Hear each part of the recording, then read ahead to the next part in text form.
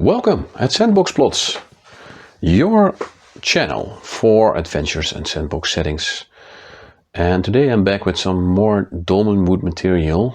I'm going to look at the newer version of Winter's Daughter and compare this adventure to the older module. Let's have a look together.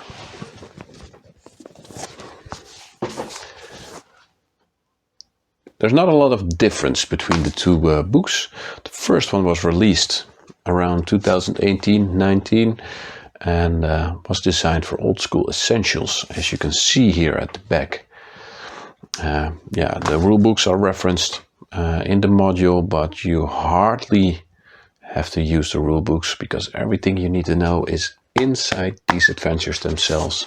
And also for the newer version where the Dolmenwood source books are referenced, throughout the book these are sparsely used or not at all. So you can just take this adventure and don't need any other books with you at that point. Well, the adventures have some differences, so we'll take a closer look at that, but in the text itself hardly anything is changed. So mostly the text is the same. I think at 3 spots in the book the words have been jumbled around a bit to make it more clear, apart from the main differences. And one of the main differences is that there's an introduction to Dolmenwood in the older version, of course, and with the newer version there's no introduction to Dolmenwood because it's part of the Dolmenwood Kickstarter, so yeah, it speaks for itself. The older version has a lot more soul to it, so to speak, because the paper feels more pleasurable to the hands. The layout is a little bit more playful, and altogether it has more of that fairy tale book feel. While the newer version differs from the old version. It has glossy paper and has green banners and titles. And you see it right here. It looks a little bit more like a school book. In fact, when I was looking at it first, it threw me right back to 97, when I was a small boy sitting in French class listening to that old hag of a teacher. Well, what the new version does better is that it is more clear. Every chapter has an introduction in green. For example, you see stone wall, 10 foot high, stone ceiling. And therefore the players are introduced, and also the GM or the referee is introduced to the location first through what you see about the environment itself. This is very consistent throughout all the rooms in the adventure, while the older adventure has it a little bit more at different spaces throughout the description of the rooms. Here it's very clear that you get an introduction by a green box first, and then later on more specifics for the details that are around the players. So I think it's an improvement. Aside from that, the old version had maps at the beginning of the book, where also was a small portion of the adventure already represented. So while running it, you can already see what is going on. And with the newer version, that's obviously not the case, but they did something else. And on the pages themselves, where the adventure is headed, you see the dungeon rooms that are being used in the adventure. And that's obviously a big plus, because if you are running it at the table, you don't have to flip back and forth between the map in the beginning of the book and the description of the dungeon room. So I think that's a lot better, and you see it in a lot more adventures of Necrotic Gnome nowadays. With this new version, you have a couple of very beautiful, nice full-page spreads with art that really give some extra soul to the adventure, so to speak. And now you already had some minor spoilers. I apologize for not warning you guys, but now we're digging into the adventure itself. So if you're a player, I would recommend you to move away, because this part is only for the referees, GMs, who will be running the Winter's Daughter itself. Okay, if you're all gone, here we go. First of all, a little bit of history. There was a war between the mortals and the Cold Prince, the leader of the Frost Elves. One of his daughters, the princess, fell in love with a valiant mortal knight, Sir Chide.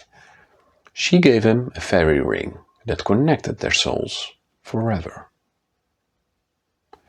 The princess, Winter's Daughter, was locked in a tower by her dad.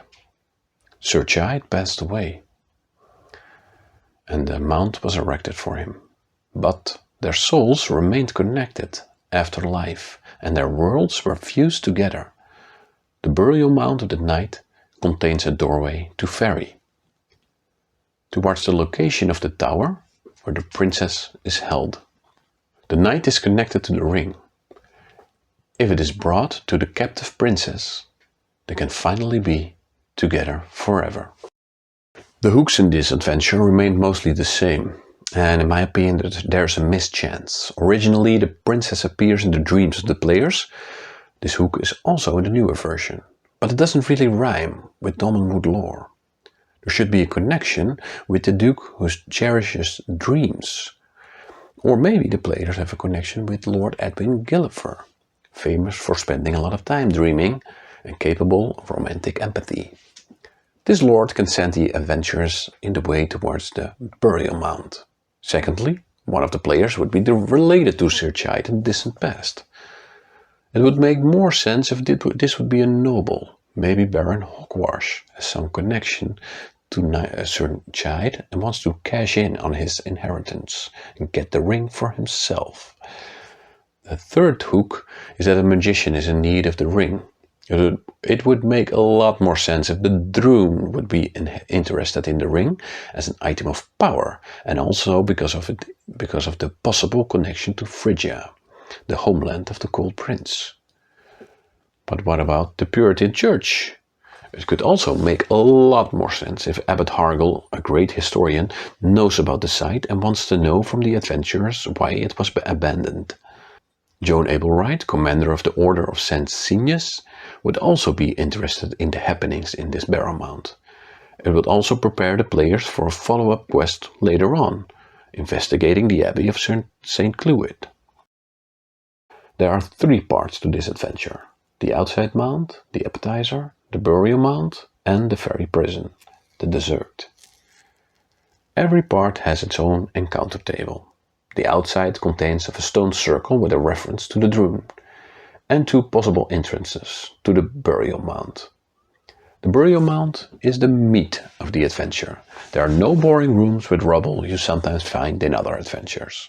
Every room there's a possibility for investigation, or something to ignite discussion at the table, to be able to proceed cautiously. In one of the rooms is a freezing mirror. It freezes anyone that appears in front of it. Exactly an object that invites players to drag it with them and use for exploits. The version of the Winter's Daughter released with a Kickstarter does something remarkable. In the room with the freezing mirror, an instantaneous effect, the stairs to the next location are described first. This almost feels like a betrayal to the core view of Necrotic Gnome formatting. There's a stair going down, and oh yeah, you're all frozen. Everything else is exactly laid out in the sequence players would be experiencing the sensations. Maybe this is different because the stairs lead to the 3rd part of the module, but still feels like a weird decision. If the players end up in Fairy first, the princess will ask them to retrieve the ring. Otherwise, if the tomb of the knight is visited first, he will beseech them to deliver the ring to his betrothed. The players can do whatever they want, even keep the ring. The spirit of Sir Chide will haunt them once a day and will get angrier the longer it takes them to bring it back. The tomb has a really good balance of exploration, combat and roleplay. Respectful players will be able to almost finish this module without any combat. In that sense, I would probably throw in 1 or 2 random encounters that enforce combat to get some blood on their weapons.